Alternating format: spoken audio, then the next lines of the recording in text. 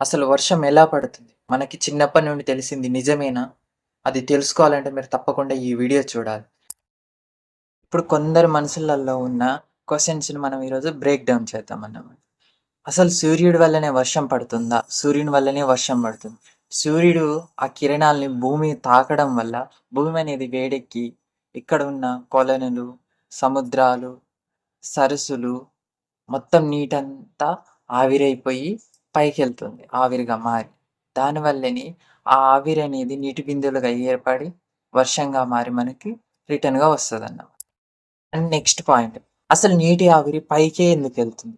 పైకెందుకెళ్తుందంటే వేడిగా ఉన్న ఈ ఆవిరనేది చాలా తేలికగా ఉండడం వల్ల పైకి ప్రయాణిస్తుంది. అలా ఎంత దూరం పైకి ప్రయాణించిన కొద్దీ పైన అనేది ఎత్తులో అనేది వెళ్తున్న కొద్దీ అంటే ఒక కిలోమీటర్‌కొచ్చేసి 1.6 డిగ్రీస్ అనేది ఉష్ణోగ్రత తగ్గుతూ ఉంటుందన్నమాట. అలా ఎంత ఎత్తుకెళ్తూ ఉంటే అంత నీటి ఆవిరనేది చల్లబడుతూ ఉంటది. మేఘాలు ఎలా ఏర్పడతాయి? ఈ ఆవిరి ద్వారా ఎళ్ళిన ఈ చిన్న చిన్న నీటి బిందువులని ఒకదానికొకటి కలుసుకొని అన్నీ ఒక దగ్గరికి చేరి పెద్ద బిందువులుగా మారి మేఘాలుగా మారతాయన్నమాట. అసలు తెల్ల మేఘాలు నల్ల మేఘాలుగా ఎలా మారతాయి?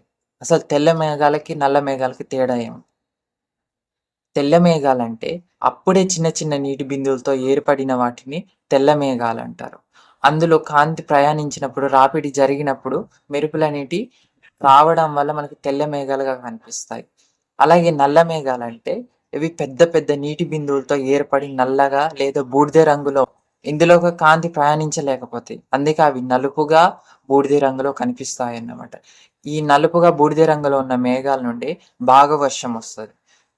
తెలుపుగా ఉన్న మేఘాల నుండి తక్కువగా వర్షం వస్తుంది. వర్షం ఎందుకు కిందకి కురుస్తుంది? ఎత్తులో ఉష్ణోగ్రత అనేది చాలా తక్కువ ఉండడం వల్ల ఆ నీరనేది చల్లబడి ఎక్కువగా బరువైనప్పుడు వర్షం రూపంలో కిందకొస్తుంది. అలా ఎందుకు కిందకొస్తుందంటే భూమికి గురుత్వాకర్షణ శక్తి వల్ల ఆ నీరనేది భూమి వైపే పడుతుందన్నమాట. వర్షం ఎప్పుడు నీటి రూపంలోనే కిందికి పడుతుందా అంటే లేదు. సాధారణంగా అయితే వర్షం రూపంలో పడతది. కొన్నిసార్లు మంచు వర్షంగా, తర్వాత వడగళ్ళ రూపం లాస్ట్ అండ్ ఫైనల్ వన్. అసలు మెరుపులు, ఉరుములు ఎందుకొస్తాయి?